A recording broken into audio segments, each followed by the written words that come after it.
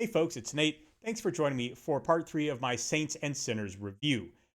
I'm taking a look at the Rippaverse's first anthology collection and giving all my thoughts on it story by story. Now, I've already said in my first video what I generally think of the book as a whole. If you want my full thoughts on that, check out part 1 of this review. But really, in general, this book is pretty good quality.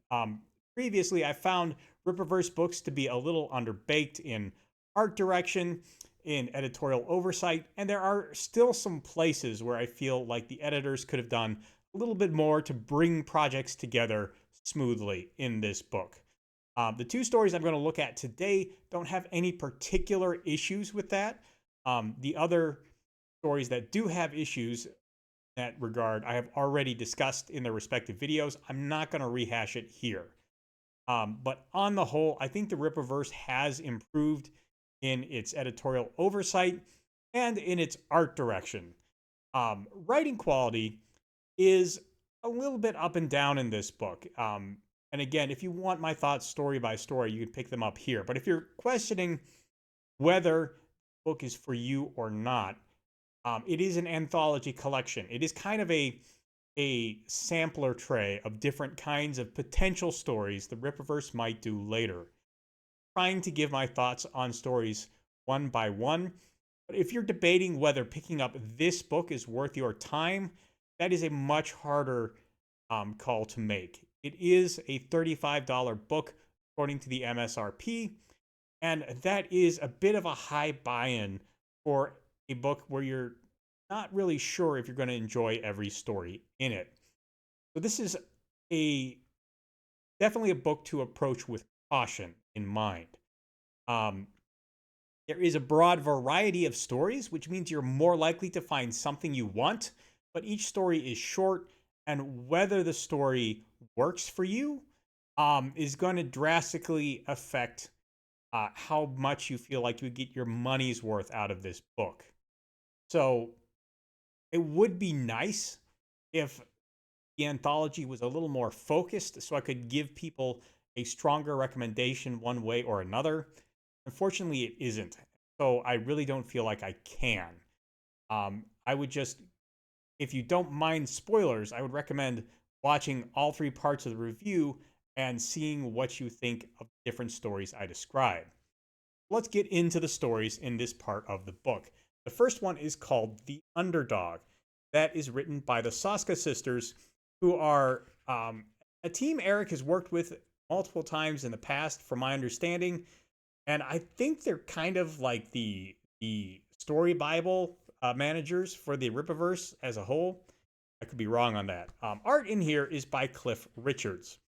Uh, and Cliff does a pretty good job in this story. There's not really a whole lot to comment on other than I feel like his ability to depict fighting is a little bit better in this book than it is in ISOM's number 1 or 2, which are the previous books I've seen his illustrations appear in.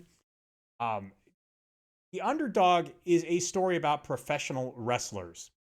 And I think his art style is a bit more suited to a slightly slower, more performative kind of combat like that than the crazy superhero action that, maybe Isom's fight with Yaira and Isom number 1, uh, for example. That I often had a hard time parsing what was happening between one panel and another, whereas in The Underdog, um, following the action is much simpler. I don't know if that's because Richards has leveled up in his time with the Rippaverse, or if he's just has a better vision for this kind of fight as a whole.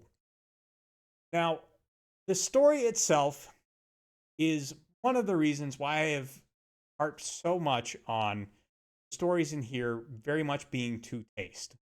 I don't like professional wrestling. I don't like the story facing part of it. I don't really care for the business side of it either. I have not found either of those things be terribly interesting things to dig into unless I'm watching a super eye patch wolf video essay, because somehow he takes pro wrestling and makes it very engaging. Maybe somebody should hire him. The point is, this story didn't work for me for a couple of reasons, and I suspect that these are entirely personal preferences and have little to do with the story itself. Because I know that wrestling has certain archetypes it plays into. These are the heel and the baby face, speaking broadly. And heels and baby faces are not quite villains and heroes, but they kind of play those roles at times. I'm not the best person to comment on how well these things line up, but we seem to be intended to take that basic archetype for granted as we are reading this story. Because the underdog is the story of Larry Suge Knight as he makes his way into the Floor Spark Pro Wrestling circuit. And he faces off against um, heel called Big Tuna and basically usurps his place in the wrestling promotion in question, which is fine, I guess. I suspect that this is a highly dramatized look at how wrestling might go or how wrestling fans wish the business of wrestling might go. There's some odd back and forth elements in this. Obviously, everyone knows that pro wrestling, the winners and losers are determined ahead of time. Um, these events are booked out to get to predetermined endpoints that the organizers think will make for good storylines. That's not to say the athleticism and performance ability of the wrestlers is not important to art form. I'm sure it is, but the general arc of wrestling is supposed to be understood ahead of time. And I think I think part of the point of the underdog is that Larry is bucking that system. Uh I'm not really sure whether that's not sure whether I'm supposed to enjoy seeing him do that or wonder if that's good for his career path or what. Again, I'm not really bought into the culture of pro wrestling in any promotion, so I don't really know whether this is a fantasy that appeals to people who are bought into pro wrestling or not. Um, the characters themselves seem okay. Larry is he seems like a good guy. I'm not going to say he's the archetypical baby face because I have no idea what that looks like, but he certainly seems well meaning. His dad is his coach. Dad seems nice. They have a decent chemistry. The big tuna is a very skeevy and nasty person, both in the ring and out of the ring. So it's kind of nice to see him get the comeuppance. Nothing in the story doesn't work. There isn't anything that doesn't make sense other than the fact that Larry twice ignores the intended outcome of the matches he's in and instead wins them on his own. And I'm just not sure what to make of that. I mean, it doesn't seem to make any sense. And another thing is like we see the matches being set up and the wrestlers being told the roles they're going to play in them. So clearly the business side of wrestling, this scripted part of the entertainment art form is supposed to be part of the story. Um, I just don't understand what I'm supposed to take away from that. And again, I think it's because the story isn't aimed at me. Um, so I don't know. This it's a very difficult story for me to comment on because other than I'm not sure what Larry's bucking the normal way wrestling is done is supposed to say about him or his situation or the sport. Everything else makes sense and holds together, and the dialogue is functional. I Nothing really jumps out about any of the lines. Again, I'm not a wrestling fan, so I can't tell if there's a lot of genre dialogue in here, like we saw in something like Chasing Ghosts, or if it's just you know slightly stylized stage grammar. Again, I don't have the context to parse all this accurately. It seems a bit theatrical to me, but that's always been one of the issues I've had with pro wrestling. It just seems a little bit too theatrical for something that's supposed to be two guys fighting. So I don't know. Um, Obviously, the sport that it is riffing on does not appeal to me, and the story itself did not appeal to me. But I don't see anything inherently wrong with it. Um, there's the owner of the big promotion, Mr. Gao, does seem a bit like people I have met in the entertainment world, in that he's short tempered and he wants everything to work out his way, but it doesn't. But the crowd enjoys the show. Well, he can work with that. Um, that was probably the character that rang the most true to me from my own experiences in the local entertainment scene. Um, so, assuming that that's fairly on point, rest of it seems like it would be on point too. Again, it's very difficult for me to assess this story, um, but it seems functional. And if you enjoy WWE or other wrestling promotions, I assume you will also enjoy the Underdog to some extent. Maybe not. I know there's a lot of opinions on real wrestling. Um, Comic book wrestling, maybe as well. One thing I will say, it is interesting to see a Rippaverse story with no Excepts in. I don't think any of these characters have superpowers, unless Larry Suge Knight's power is to win the approval of crowds, because the crowd, he seems really good at working the crowd, but that could just be his ability as an entertainer. And that kind of potential to work the crowd, get them on your side, is a real thing. So I guess, maybe that is something that will be expounded on more in the future. That said, I'm not super interested in additional Suge Knight stories, just because, like I said, it's a pro wrestling themed comic, and it's just, I don't get it. It doesn't click with me. That's more to do with me than anything I can identify in the story. Um, the final story is One Little Push, and that is from Will Jordan, also known as the Critical Drinker. The basic concept in here, very fascinating, because there are two parallel stories in here. Um, one of which is introduced at the very beginning and wraps up at the very end, and the other one of which runs through the rest of the story until it meets with the initial story at the end. All in all, I think it's an interesting look at a part of the Rippaverse that has largely gone unaddressed so far. At least, okay, that's not entirely true. Unaddressed in the parts of the Rippaverse that I read. Um, let's talk about Carlos Reno and Marco Lesko, who is the artist and color of this story. I think they do a really good job. Um, Carlos has a very American comic book style, which is, I think, well suited to Rippaverse. In fact, I think if it were to start again today, I think Carlos Reno would be the best artist for kicking off the brand. He has a very clean style. His faces are very expressive. Um, he has not a lot of gesture, not a lot of sense of motion in his pencil work, but enough that you can follow. You can follow what people are doing without a lot of elaboration in the artwork. He doesn't need a ton of motion lines. He doesn't need bursts of energy or lines in the background or things like that. Not that there's anything wrong with those as techniques.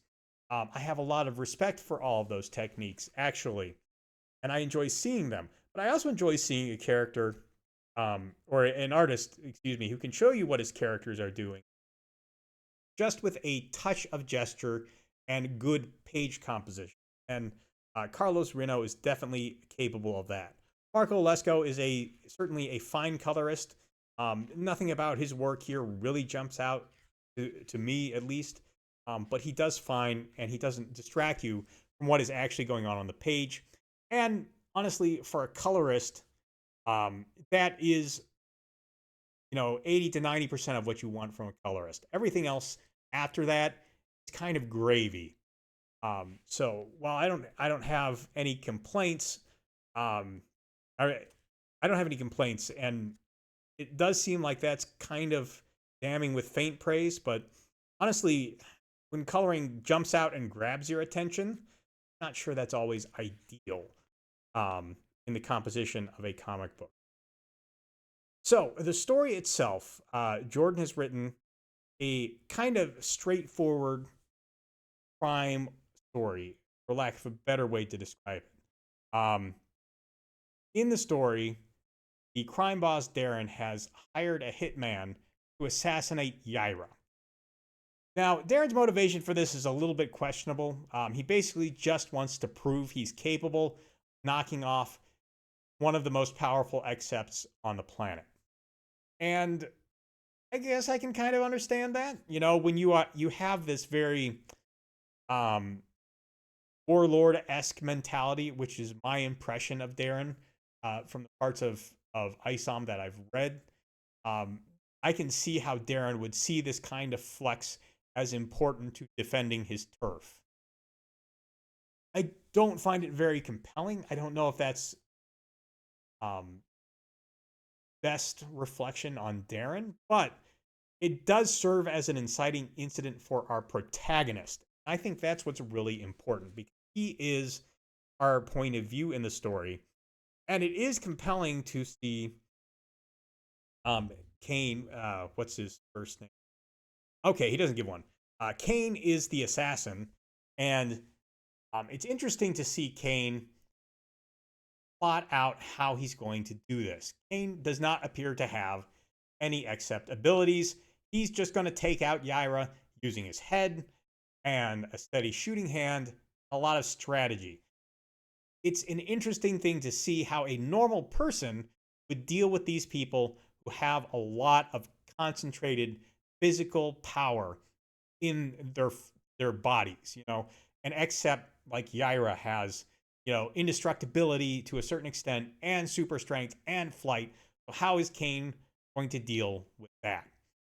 And his planning is impressive.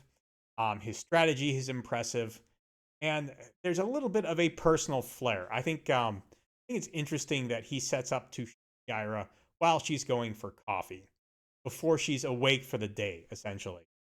Um, there's a nice touch to that, I think. The other part of the story is focused on the complete opposite end of the spectrum. There is some kind of cosmological level in the Rippaverse I'm not overly familiar with.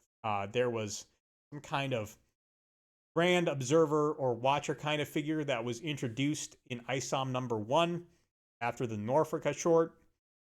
I don't remember what his name is now. But a similar figure, perhaps a less cosmic scale, introduced in One Little Push. And Jordan writes this character a much different way from Kane.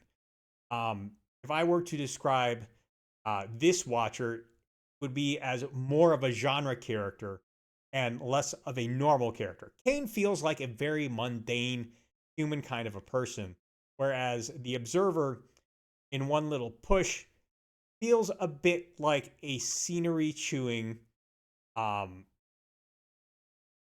scenery chewing mad genius almost. They are obsessed with probability and working out the consequences of this thing or that thing. They insist they are something we know, but we don't actually know. There's an odd, kind of overlapping duality to it. Creature seems to be maybe odds maker, a bet maker, a master of probability, perhaps a representation of superposition. Hard to put your finger on exactly what Jordan is going for there.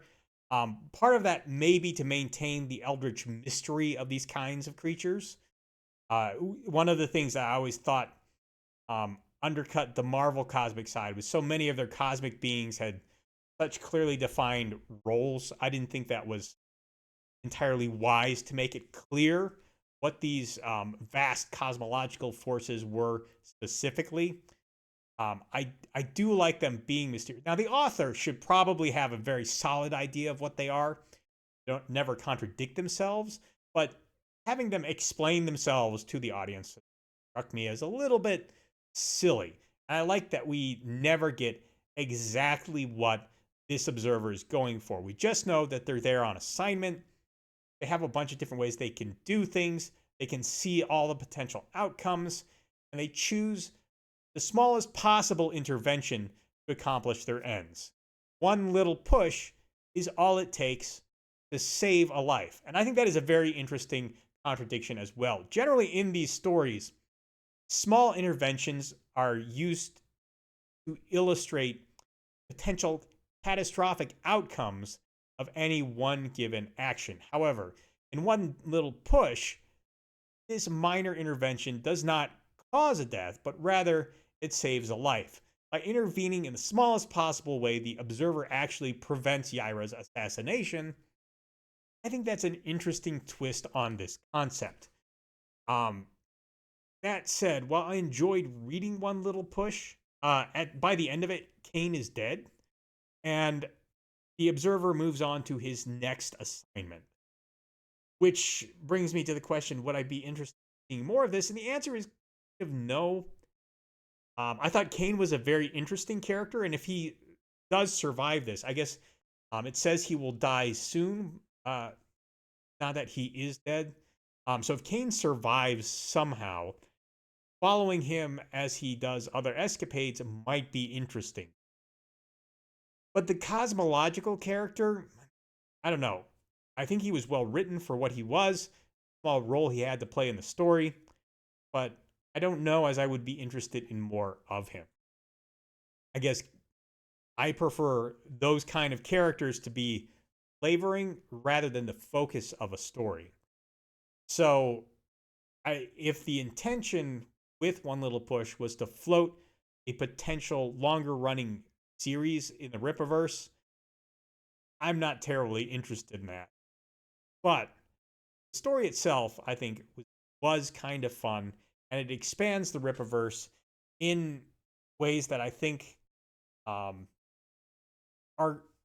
they're much more interesting than something like the introduction of Gooding in ISOM number 2, just to give an example.